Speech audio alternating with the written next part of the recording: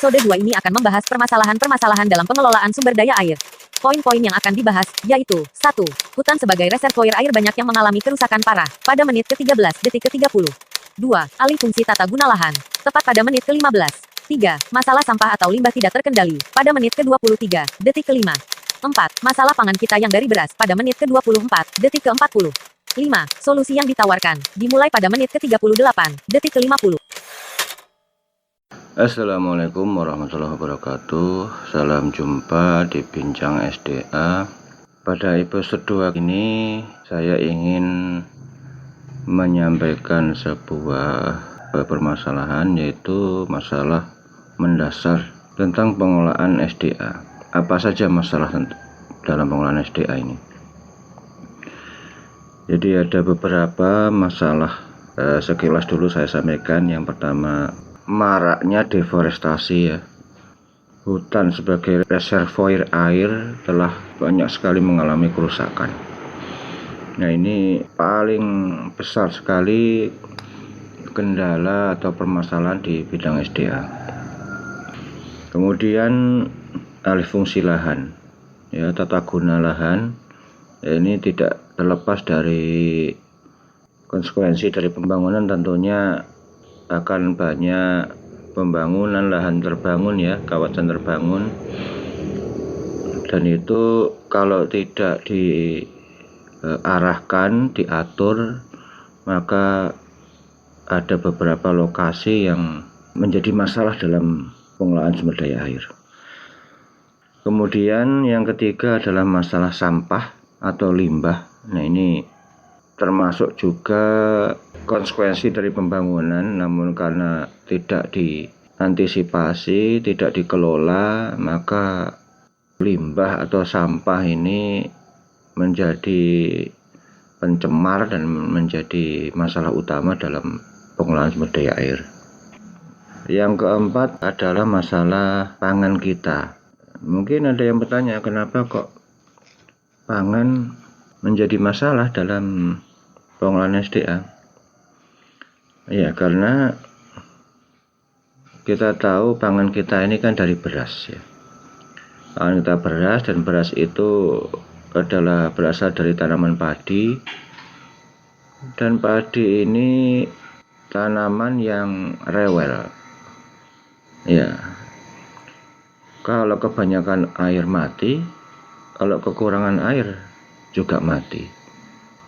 Akhirnya dengan pangan kita adalah berasal dari tanaman padi, ini makanan pokok ini. Jadi konsekuensinya tanaman padi ini harus tetap dibudidayakan, sementara pengelolaan airnya ini menjadi konsekuensinya.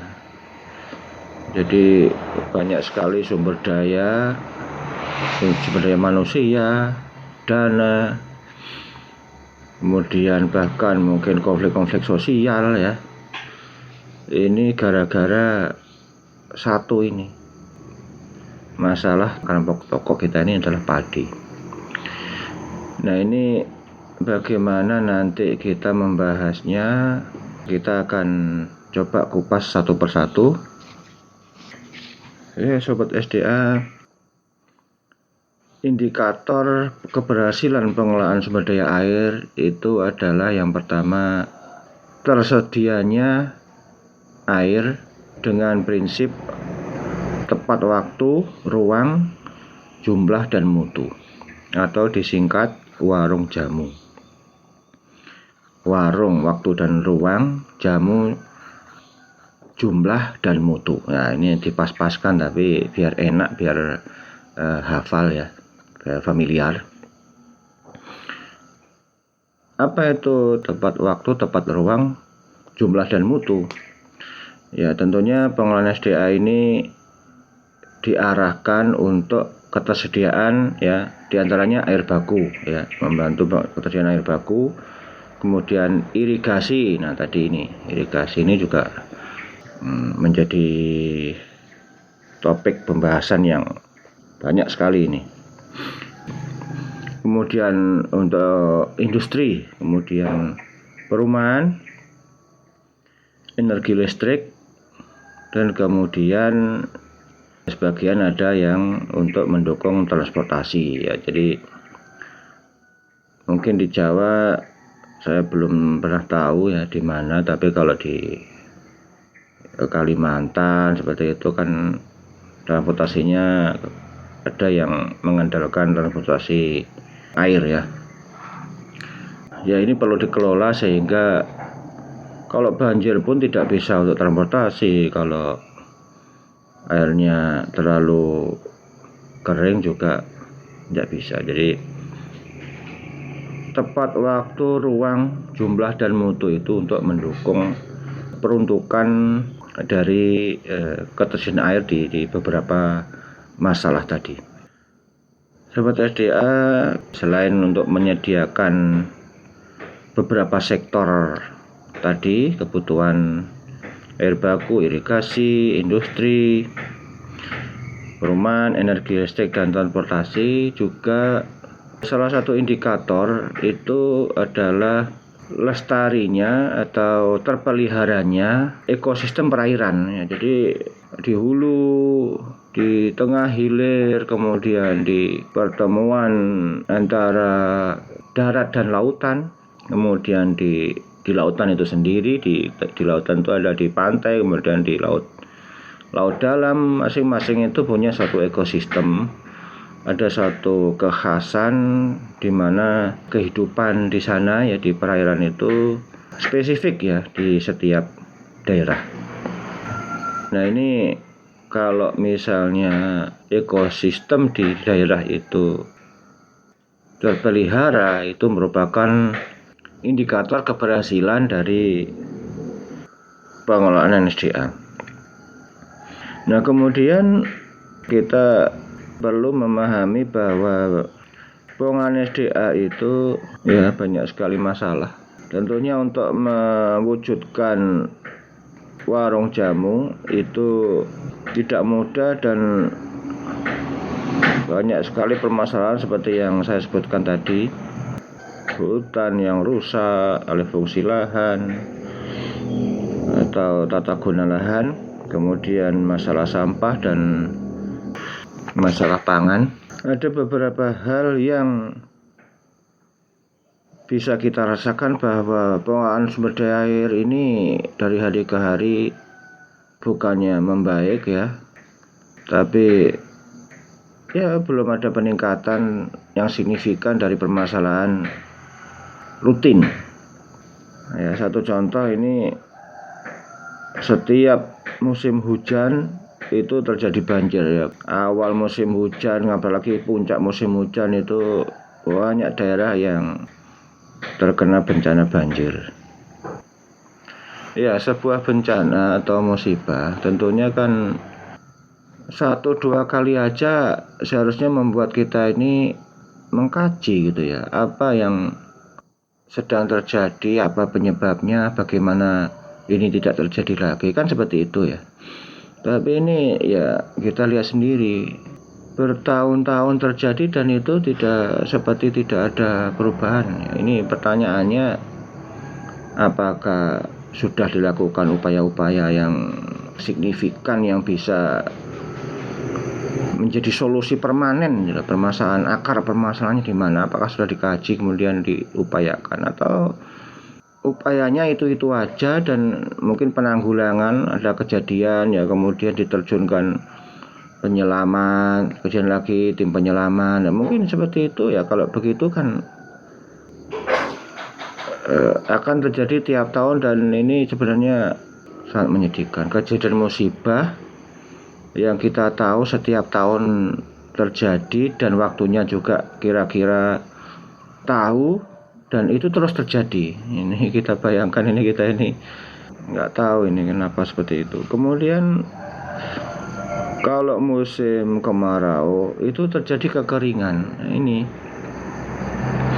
ya tentunya sudah banyak ya peneliti memetakan mana-mana banjir, mana-mana yang kering, kemudian nggak tahu antisipasinya bagaimana, kemudian persiapannya untuk melakukan mitigasi atau apa itu sudah dipersiapkan. Dan tapi ini ya kita bayangkan, apa nggak bisa ya kita melakukan secara berjamaah itu solusi yang permanen.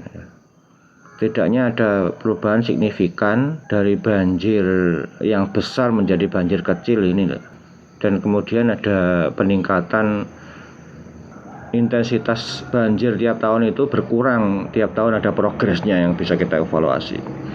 Itu sebenarnya yang menjadi ya kegelisahan saya, kenapa kejadian-kejadian itu berulang terus.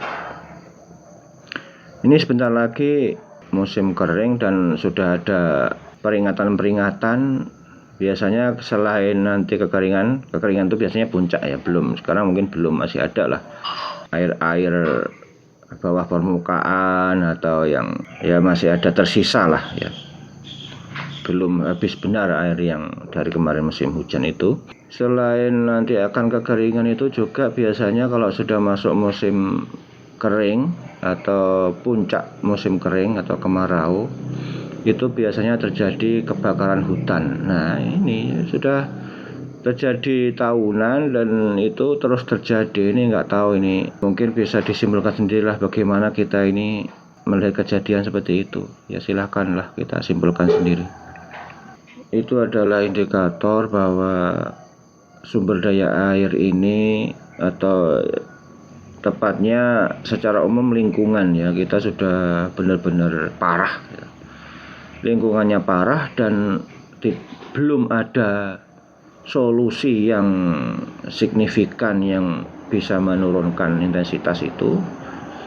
Ya, mungkin beberapa daerah ada ya, seperti ada upaya untuk ya seperti di Jakarta ada upaya-upaya membuat banjir kanal ya untuk pembuangan. Kemudian saya kemarin lihat ada di Bandung Selatan ya, itu sudah ada suatu kanal yang insya Allah di daerah seperti Dayakolot itu tidak lagi mengalami banjir tahunan. Dan ya memang ya beberapa perlu kita apresiasi juga.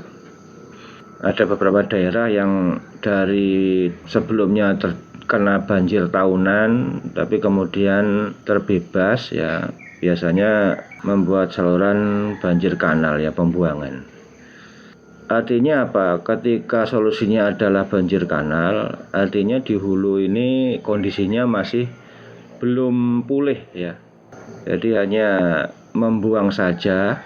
Nanti di musim kering tentunya ya seperti biasa karena akan kekeringan ya, kecuali kalau di hulu itu bisa direcovery seperti dulu, seperti semula ya, bisa atau enggak ya, mungkin tidak hanya di hulu tapi juga di tengah itu tata guna lahan itu juga bisa diperbaiki, atau ada waduk atau embung atau tangkapan-tangkapan air yang itu mengurangi aliran permukaan.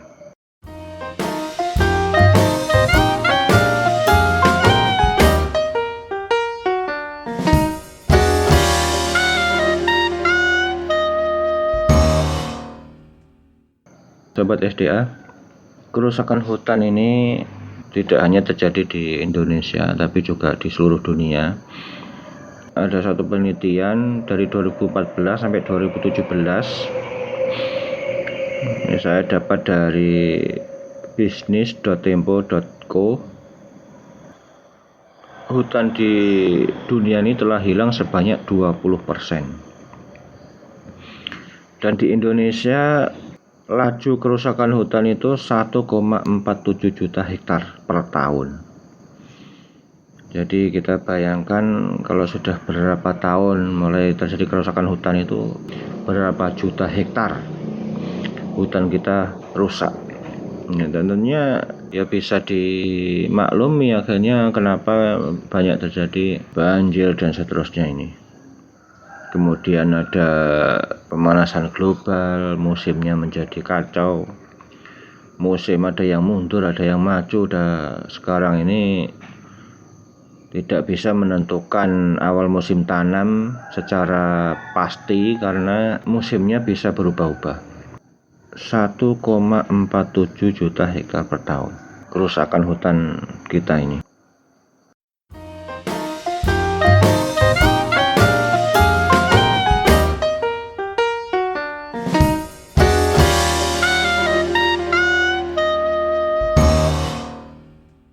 Masalah yang kedua, alih fungsi tata guna lahan. Sepanjang wilayah itu punya potensi untuk meresapkan air. Tapi ketika ada perubahan suatu permukaan lahan yang air tidak bisa meresap, jadilah itu run off atau aliran permukaan. Nah, kalau misalnya yang berubah itu ya terutama di daerah-daerah yang umumnya biasanya ada memang untuk meresap ya, dulu untuk meresapkan air, misalnya semacam cekungan itu ya. Ada satu wilayah yang cekung, kemudian setiap kali hujan aliran itu banyak mengumpul di situ dan kemudian meresap. Nah, itu didirikan bangunan. Nah, tentunya kan air kan harus pindah dari situ dan akhirnya menjadi run off. Ya, seharusnya ada kebijakan, ada pemetaan yang wilayah-wilayah untuk peresapan air terutama itu tidak boleh dibangun, karena kalaupun dibangun pun dia akan menjadi genangan. Atau kemudian ada upaya untuk membuang genangan itu, ya akhirnya itu menimpa di hilirnya, menjadi berakibat air itu menjadi run off. Di peraturan tata ruang juga sudah disebutkan bahwa 30% itu harus menjadi ruang terbuka hijau. Ya, artinya untuk meresapkan air. Ya, tidak semuanya dibangun dan air mau kemana kalau tidak bisa meresap ke dalam tanah. Ruang terbuka hijau itu tidak semuanya ruang publik, tapi harus ya, kalaupun dibuat ruang publik tapi harus banyak tanamannya, banyak tumbuhannya yang untuk meresapkan air. Ya, kalau hanya alun-alun ya saya pikir tidak maksimal untuk meresapkan air. Ya, kenapa 30%? Ini sebenarnya adalah hitung-hitungan. Diperkirakan dengan 30% itu curah hujan bisa maksimal terserap ke dalam tanah. Tapi menurut saya pikir tergantung dari karakteristik tanah dan kondisi di bawah tanah. Ini kalau menurut saya 30% itu akan sangat optimal ya, kalau misalnya lokasi tersebut benar-benar sudah dikaji optimal untuk meresapkan air ke dalam tanah, baik secara kontur maupun jenis tanahnya, dan kalau bisa memang harus memetakan batuan di dalam tanah itu ya, kondisi di bawah permukaan tanah. Tentunya ini harus ada kajian, dan saya pikir memang untuk merencanakan tata ruang itu harus melibatkan banyak ahli-ahli ya, baik itu ahli hidrologi, kemudian ahli geologi, kemudian ahli ya tentunya planologi ya, kemudian geografi ya, sehingga dalam menentukan itu sesuai dengan peruntukan. Perlu kita ketahui bahwa dalam merencanakan tata ruang itu ada namanya pemetaan kelas kemampuan lahan ya. Jadi lahan-lahan mana yang cocok untuk suatu kebutuhan manusia itu sudah dipetakan, dan ini cocok untuk pertanian, kemudian ini cocok untuk industri atau untuk perumahan dan seterusnya. Kemudian ada rencana untuk bagaimana ketika terjadi aliran permukaan ya, biasanya puncak musim hujan akan tentunya sudah dihitung ya, debit air itu seberapa sudah dihitung dan kemana diarahkan. Nah, ini seharusnya sudah bisa direncanakan ya. Ada namanya kawasan terbangun itu maksimal 40% dengan ketentuan bahwa harus menerapkan namanya zero delta Q ya, atau zero delta Q. Apa itu zero delta Q? Q ini debit, jadi adalah satu kebijakan bagaimana supaya runoff atau aliran permukaan yang terjadi akibat adanya pembangunan itu, ada perubahan permukaan lahan itu menjadi minim gitu ya. Jadi ketika ada sebuah kawasan industri dibangun misalnya 5 hektar, dan tentunya tidak boleh 5 hektar itu kemudian tidak bisa meresapkan air sama sekali. Nah ini harus ada konsekuensi. Kalau pembangunan di lahan yang 5 hektar itu, bagaimana air yang jatuh di 5 hektar ini? Itu harus disiasati. Jadi misalnya ada satu sumur-sumur resapan atau satu lahan yang tidak terbangun yang untuk meresapkan air gitu. Misalnya lagi contoh, jalan-jalan itu bukan jalan-jalan perumahan itu bukan dari aspal ya, tapi dari paving. Kenapa paving? Ya, karena ketika permukaan itu paving, air masih bisa meresap. Tapi kalau aspal kan nggak bisa meresap. Nah ini tentu sangat membantu untuk mengurangi runoff atau aliran permukaan. Air jatuh di sebuah wilayah yang itu bisa meresapkan air itu tidak banyak menambah debit runoff. Ketika tidak diatur air yang jatuh ke situ dan semuanya menjadi runoff, nah ini kan membebani wilayah yang di hilirnya ya, di bawahnya. Bisa juga dengan membuat satu sistem ya, misalnya ada bangunan pabrik atau tadi perumahan itu diatur sedemikian rupa sehingga atap-atapnya atau apapun yang jatuh di atas lahan 5 hektar tadi itu bisa diarahkan ke sumur-sumur resapan. Nah, ini lebih bagus lagi ketika direncanakan seperti itu.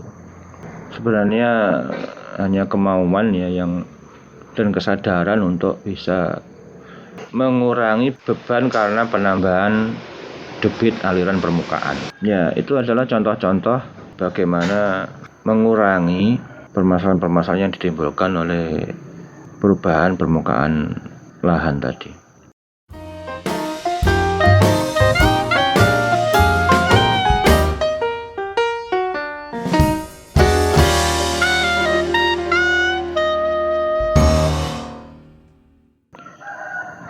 Ya, sobat SDA, berikutnya adalah yang ketiga adalah masalah sampah ya. Di antaranya adalah sampah rumah tangga. Ada yang membangun rumah yang di pinggir sungai itu semuanya pembuangan limbah perumahannya semuanya diarahkan ke sungai. Nah, ini kan akhirnya beban sungai menerima limbah itu kan berat sekali ya. Kemudian aktivitas ekonomi seperti pasar, kemudian penjual-penjual makanan di ya kaki lima,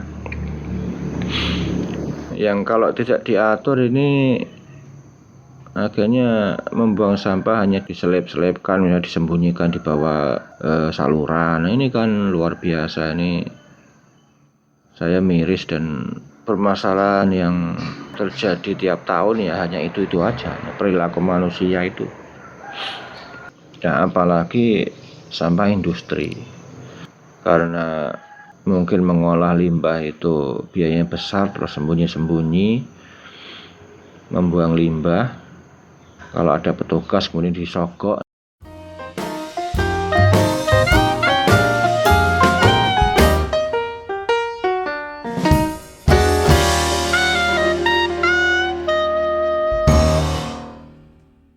Baik sobat SDA, masalah berikutnya dalam pengelolaan sumber daya air itu adalah masalah pangan kita ya. Kenapa? Karena makanan pokok kita ini adalah dari beras. Sementara beras ini, bagaimana kita tahu, tanaman padi ini tanaman yang sangat rewel dengan air ya.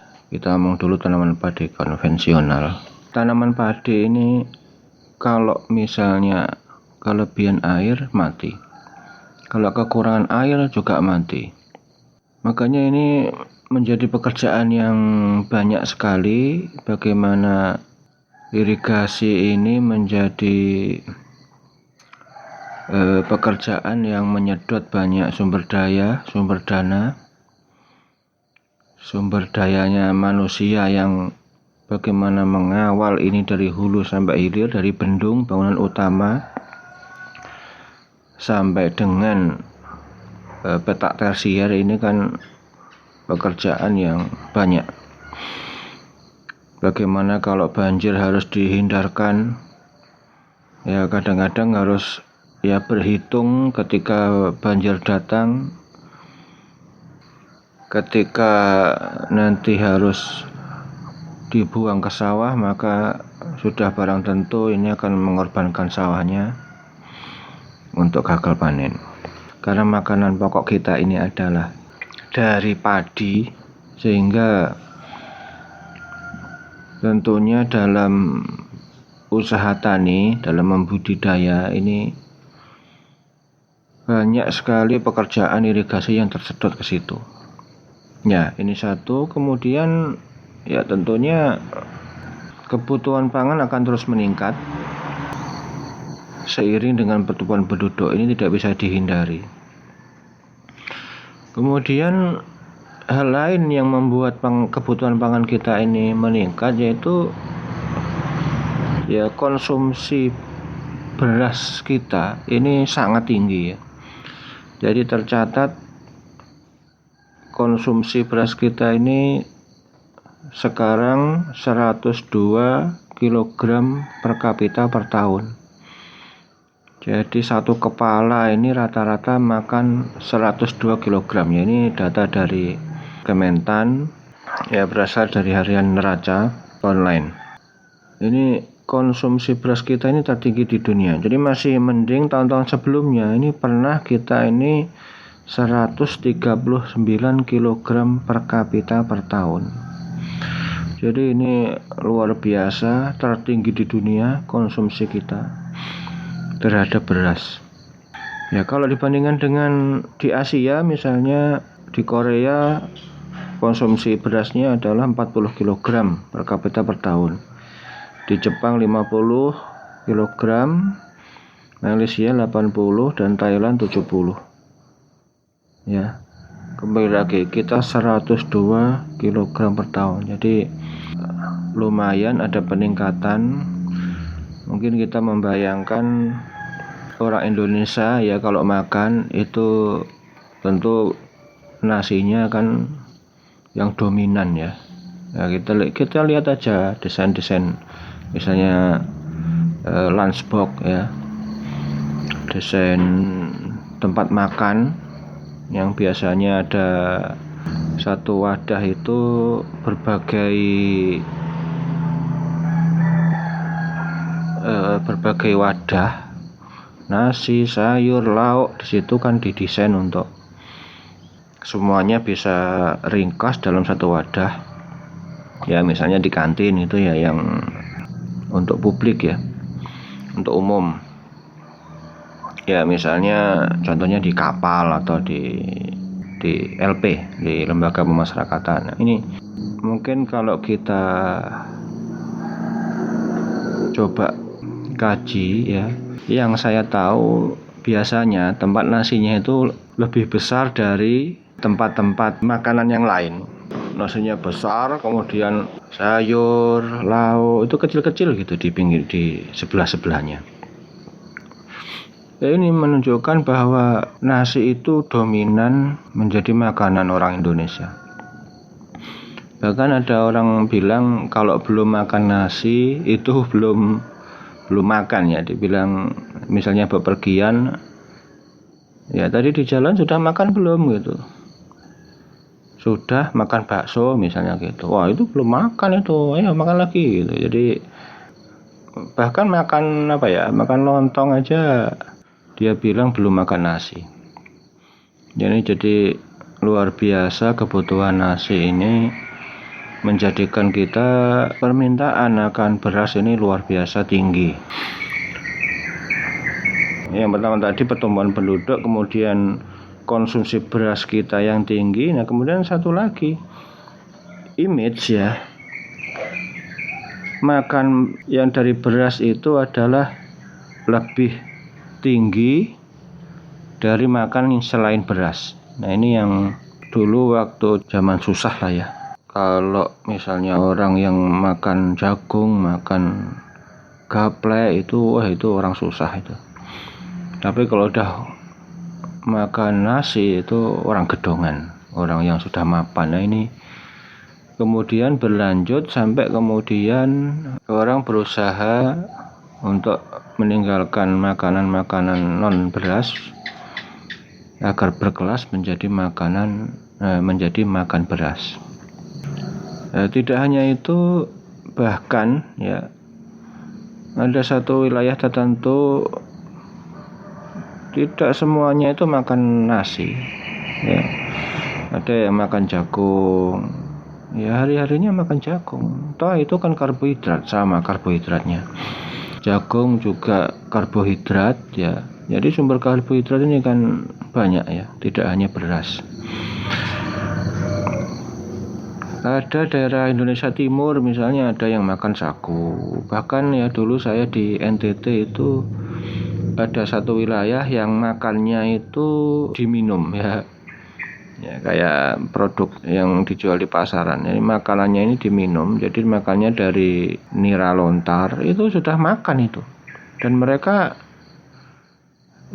apakah itu menyengsarakan atau enggak? Ternyata enggak. Jadi justru dulu di daerah itu, ya ini saya sebut saja ini daerah Sabu ya.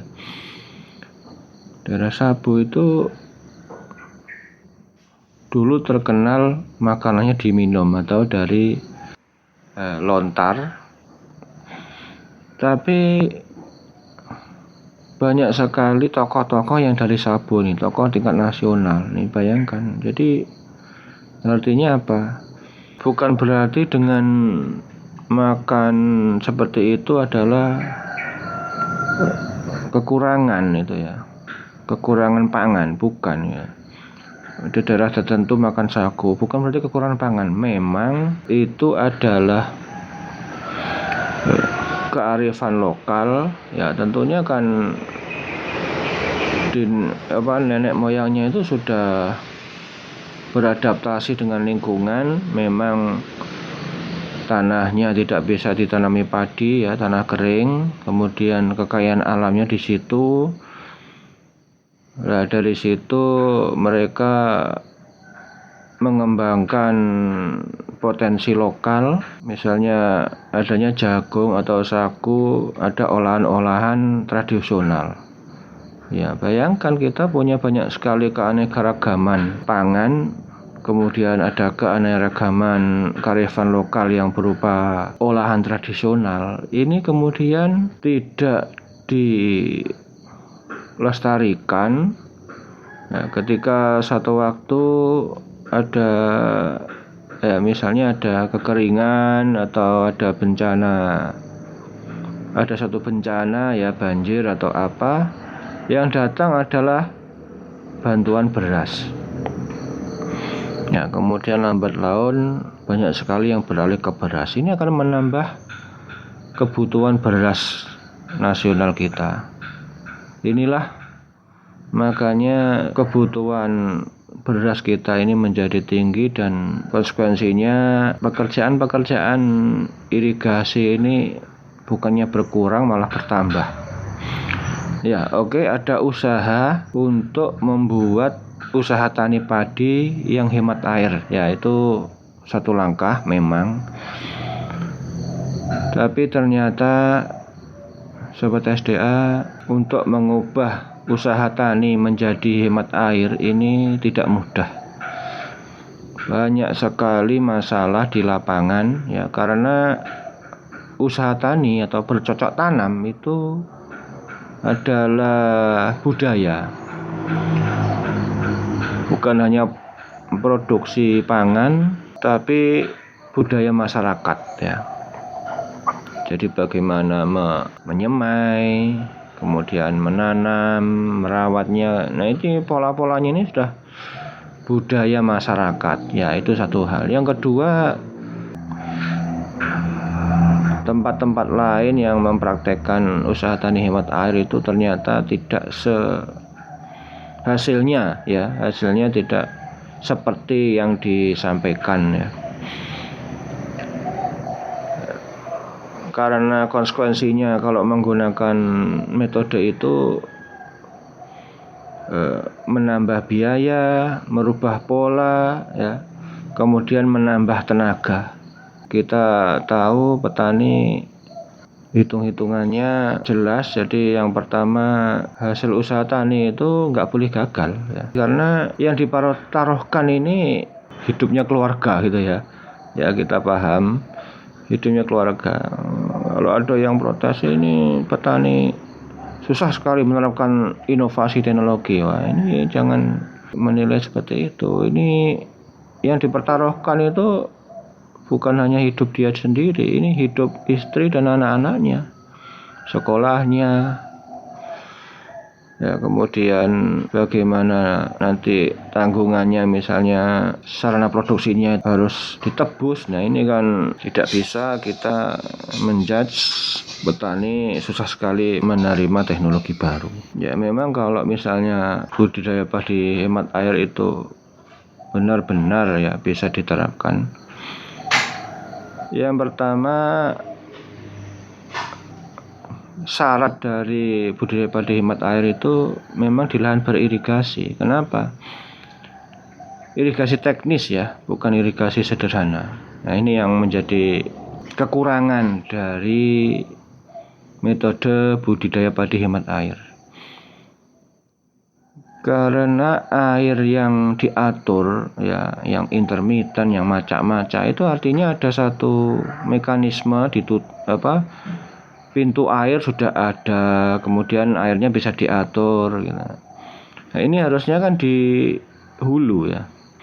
Sementara kita sekarang ini kondisi saat ini ya, contohnya di Jember ini, di hulu itu justru tidak ada pintunya. Jadi lepas saja, free intake ya. Air dari misalnya saluran primer, sekunder itu disadap itu ya bebas-bebas saja, nggak ada pintunya.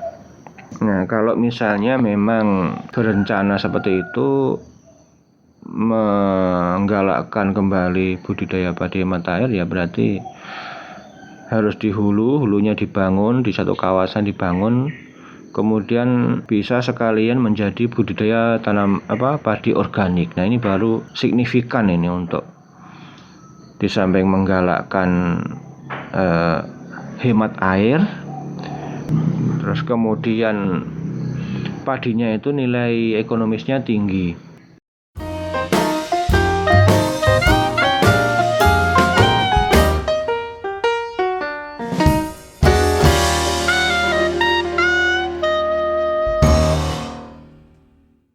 Baik Sobat SDA, kita sudah mengikuti dari awal hingga akhir perbincangan mengenai kendala-kendala dalam pengelolaan sumber daya air. Bagian yang terakhir adalah apa yang bisa kita perbuat terhadap kendala-kendala tersebut. Ini barangkali solusi yang saya tawarkan. Ini sebenarnya klasik ya. Dari dulu kita tahu, hanya mempraktekannya yang ternyata tidak semudah apa yang kita pahami. Ya Sobat SDA, ya kita tahu bahkan di dalam Islam ada satu ayat yang menyebutkan bahwa kerusakan di bumi itu karena tangan manusia. Tapi bukan hanya manusia yang jahat aja yang merusak. Jadi kalau kita sekilas kita akan ada manusia yang merusak lingkungan karena kepentingan, ya itu memang ada. Kemudian pengerusakan lingkungan itu bisa terjadi karena petugasnya juga bisa diajak kompromi, diajak kolusi. Ini yang membuat bukan hanya manusia yang merusak aja yang menjadi fokus kita, tapi juga petugasnya itu akhirnya bisa diajak kolusi. Yang berikutnya, orang yang tahu ada kejahatan tapi diam saja, ya paling hanya membatin. Makanya ada prinsip bahwa kalau ada kemungkaran terjadi, ubahlah dengan tangan. Kemudian kalaupun tidak bisa, sampaikanlah penolakan, ya, dicegah dengan bersuara. Masih tidak bisa, itu ingkarilah dalam hati.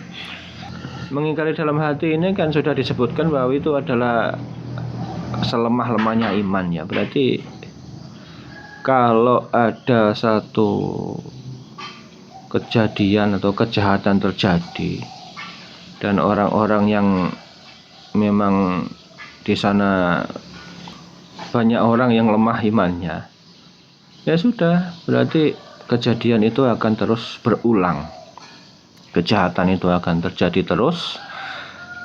Petugasnya bisa diajak kolusi, orang-orangnya, penduduknya, masyarakatnya itu tidak ada suara untuk menolak atau mengutuk, nah gitu ya.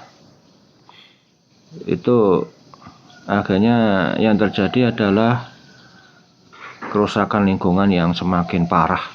Jadi intinya adalah aturan ditegakkan. Jadi pelanggarnya ditindak tanpa pandang bulu, mau itu oknum pejabat atau siapapun, ya, atau dia dari negara manapun, tidak peduli ada melanggar masalah lingkungan, itu ditindak tegas. Itu ya prinsip-prinsip solusi yang memang tidak ada lain. Solusi yang bisa dilakukan. Kalau itu tidak bisa dilakukan, itu berarti belum ada solusi yang permanen. Kemudian yang pertama, solusi yang secara teknis itu, yang pertama upaya pemulihan itu reboisasi. Nah ini kan ya sudah banyaklah dibahas reboisasi, bagaimana kita selama ini upaya-upaya ke sana itu seperti apa. Kemudian masyarakat di hulu, ya, di hutan, kemudian terutama yang ada tangkapan air, ya, wilayah tangkapan air, itu harus diperhatikan, itu ya, dilakukan pembinaan atau pendampingan. Kemudian harus ada insentif, jadi mereka diberikan satu bimbingan yang menguntungkan secara ekonomi. Ini nyata, ini ya, tindakan nyata, sehingga apa, mereka tidak kemudian mencari penghasilan tambahan dengan menebang hutan secara ilegal. Nah, ini untuk menjaga kelestarian atau menjaga agar hutan tidak cepat rusak. Insentifnya itu ya tentunya tidak instan, itu misalnya usaha-usaha produk hutan. Kemudian petugasnya atau polisinya itu harus ditambah, tidak hanya kuantitasnya tapi juga kualitasnya.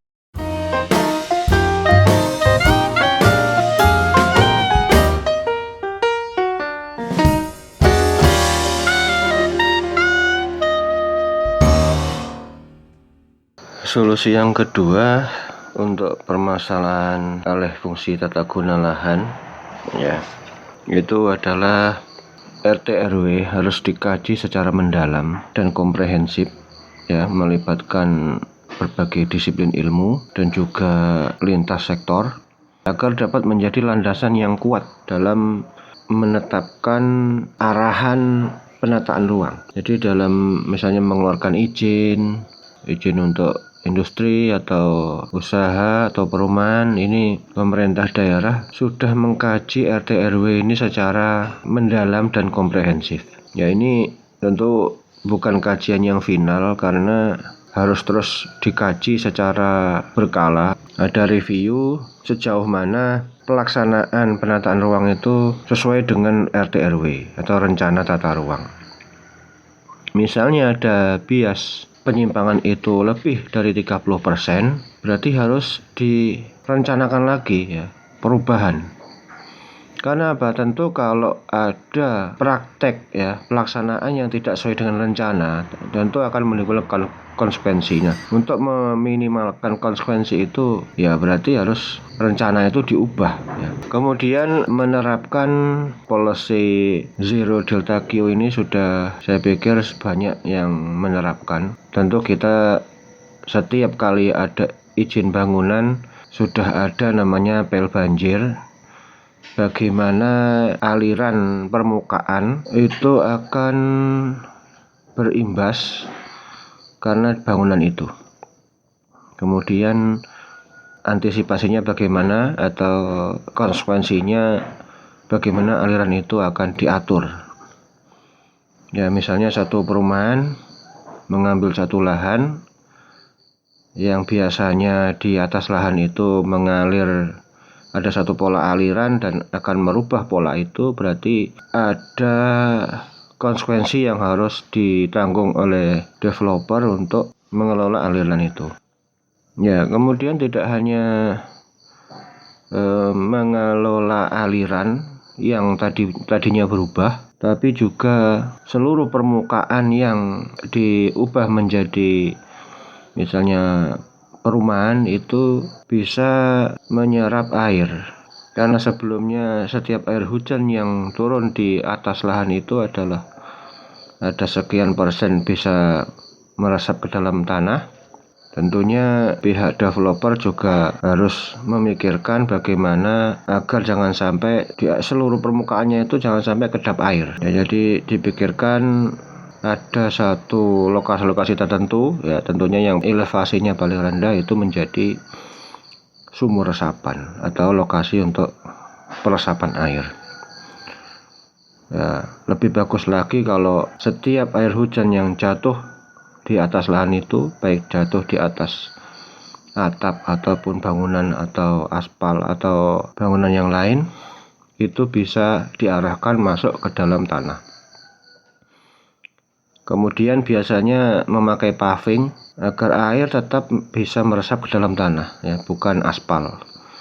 Kalau aspal tentu air yang jatuh tidak akan bisa masuk ke dalam tanah. Kalau paving itu air bisa masuk ke dalam tanah. Ya, mungkin itu solusi yang ditawarkan untuk poin yang kedua. Jadi ya RT RW ini harus kuat dalam kajian. Kalau pemerintah daerah ingin meminimalkan resiko banjir, membuat penduduknya nyaman, ya ini.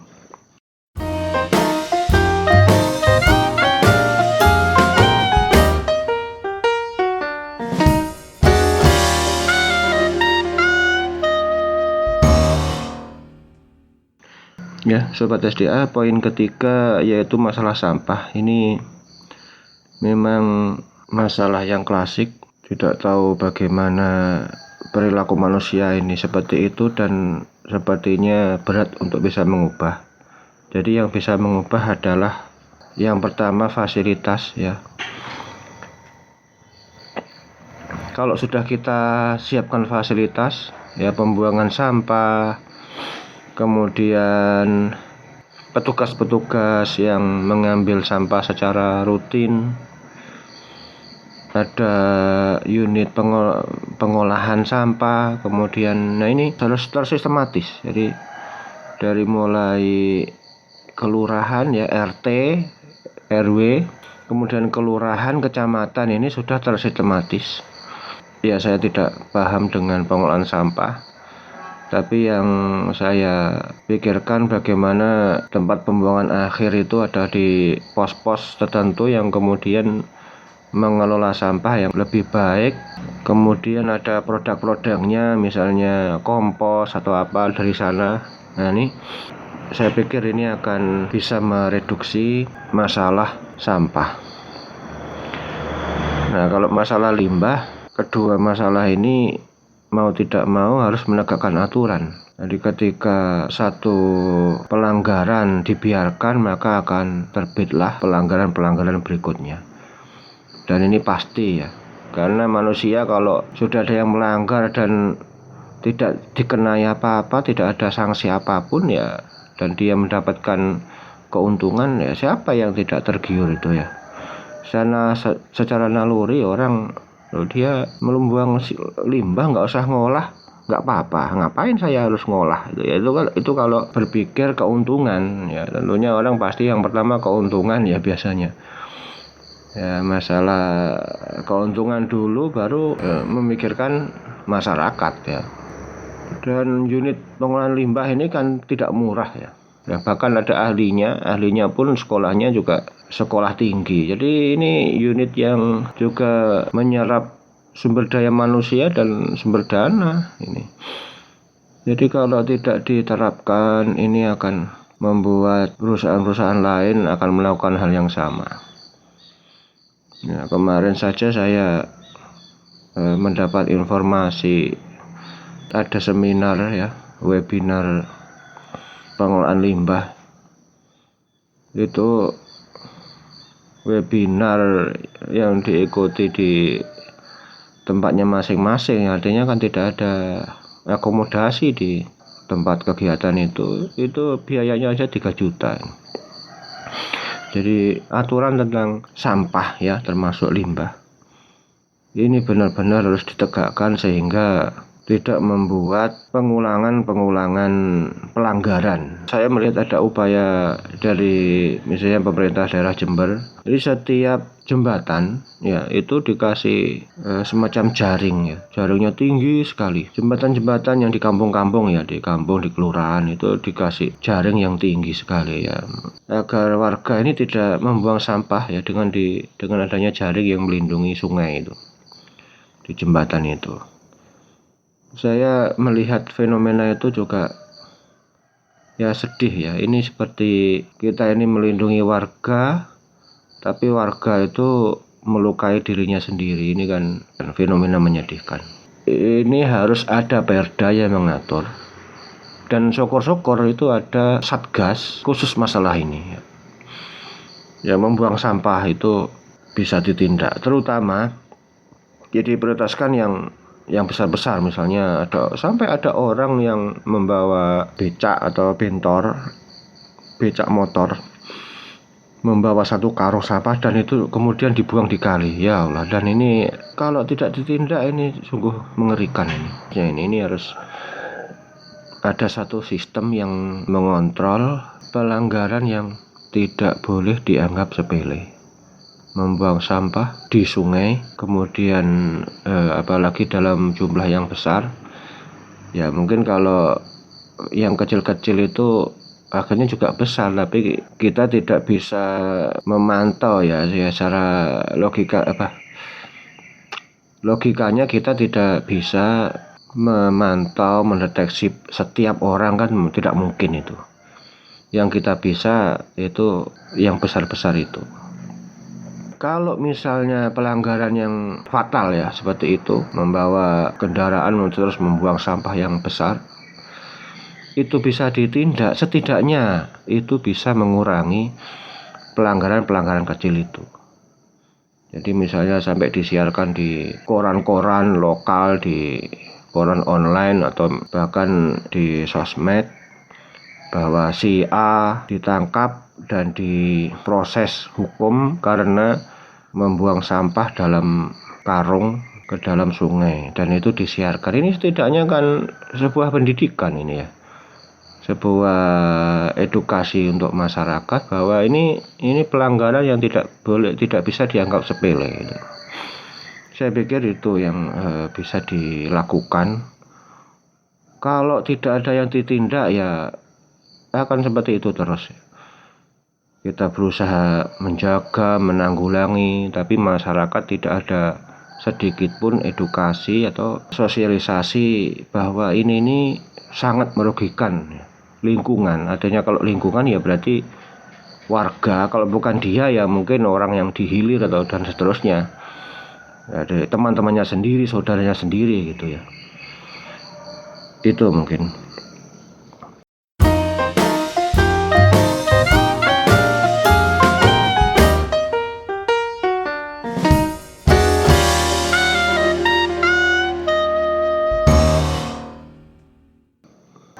Sobat SDA, untuk yang masalah keempat, masalah pangan, ini solusi yang saya tawarkan adalah mengurangi konsumsi beras ya. Jadi kalau dulu ada ya digalakkan 1 hari tanpa nasi ya, terus ada yang protes ya nggak bisa 1 hari tanpa nasi dan seterusnya ya, perdebatan ya. Di NTT juga ada gerakan, aduh lupa saya, sehari tanpa nasi itu ya, hari apa gitu. Itu gerakan yang evaluasinya ini kan efeknya ya, tapi kalau prosesnya kan tidak bisa. Mungkin ada pengurangan permintaan beras itu ya itu, tapi prosesnya ini kan tidak bisa dipantau. Jadi kita memang ya bisanya hanya membuat semboyan-semboyan ya, atau himbauan-himbauan, tapi bukan cuma hanya himbauan-himbauan yang bisa dilakukan, karena itu efeknya akan kecil. Contoh, di NTT itu ada gerakan, ada himbauan sehari tanpa nasi ya, tapi ketika saya sangat suka ada makanan olahan lokal di NTT itu, di Kupang itu jagung busi namanya ya, olahan jagung yang dibuat sedemikian rupa dan itu enak sekali ya. Jagung busi itu seperti bubur ya, seperti bubur atau bubur kacang hijau atau begitu. Itu seperti bubur tapi tidak terus. Kalau jagung busi yang aslinya itu keras katanya itu. Jadi orang-orang kalau pergi ke ladang makan jagung busi itu yang jagungnya masih keras sekali. Tapi kalau ya di kita ya nggak sekeras itu, jagungnya sudah lembek dan banyak bumbu-bumbu. Kemudian ada daun kelornya, ada macam-macam campuran di sana yang membuat enak sekali. Tapi kemudian ketika saya mencari makanan itu, yang ada itu hanya ada satu penjual ya, kayaknya orang Jawa itu di kantor pertanian, tapi bukan di tempat saya, bukan di induknya itu.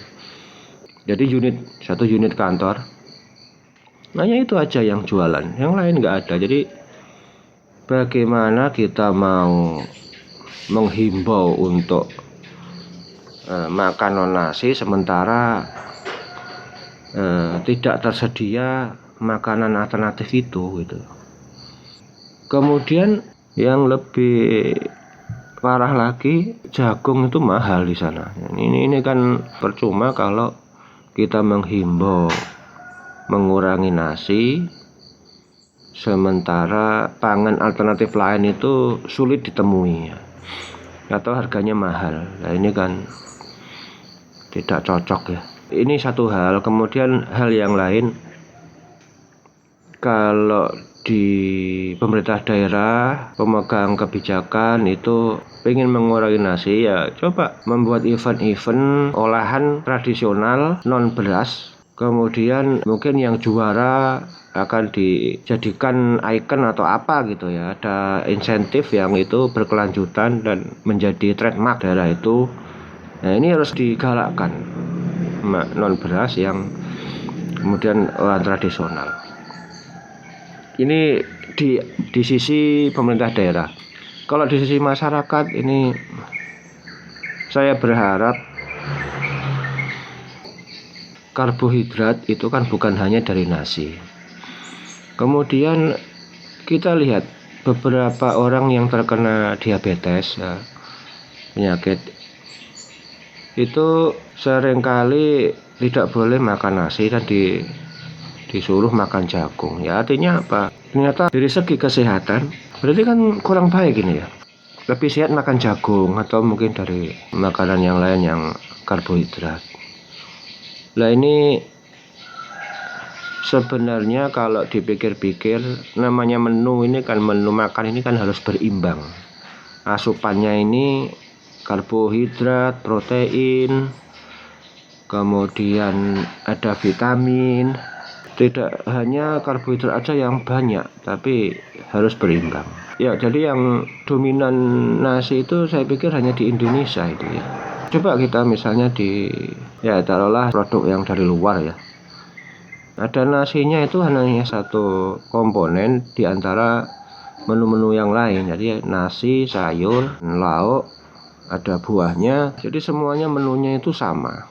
Jadi kalau saya sendiri, saya lebih suka misalnya ada warung yang prasmanan itu, saya ambil nasinya sedikit dan saya banyakin yang sayurnya. Jadi kenyangnya bukan kenyang nasi tapi kenyang sayur. Ya, jadi kebutuhan asupan gizi itu kan harus berimbang. Nah, kadang-kadang ini kebiasaan sebenarnya. Memang kalau kehidupan sehari-hari, kalau di Jawa saya pikir sayur itu berlimpah ya. Jadi tidak ada masalah. Ya kecuali kalau di daerah-daerah kering ya, seperti dulu saya di Kupang itu sayur mahal. Meskipun mahal tetap kita makan banyak sayur. Ini kan juga masalah kesehatan, tidak hanya masalah saya memikirkan air, tidak tidak idealis seperti itu. Tapi ini juga karena masalah kesehatan, ini yang perlu digarisbawahi. Bayangkan kita dengan memikirkan kesehatan itu aja, kita sudah juga memikirkan kesehatan lingkungan itu. Ya, ketika kebutuhan pangan beras itu besar, ini artinya kebutuhan untuk irigasi itu juga besar. Sekarang saja sumber daya manusia ini semakin menipis. Ya, petugasnya kalau dulu masih orang mau jadi juru aja didiklat berminggu-minggu ya, atau mungkin berbulan-bulan ya. Sekarang ini juru itu hanya karena nggak ada orang, siapapun bisa jadi juru. Yang ada di kantor, aduh jurunya udah nggak ada lagi, udah pensiun. Ya udah kamu juru. Jadi sekarang ini sudah benar-benar kewalahan saya pikir untuk bisa mengolah irigasi ini. Jadi marilah kita kalau mengurangi nasi ini tidak hanya berpikir irigasi, juga kesehatan kita. Ya demikian yang bisa saya sampaikan. Semoga bermanfaat. Jika ada kritik dan saran, ada diskusi, silahkan berkirim email ke sda@hamdan.link sehingga diskusi tentang SDA ini semakin berkembang. Terima kasih dan salam SDA.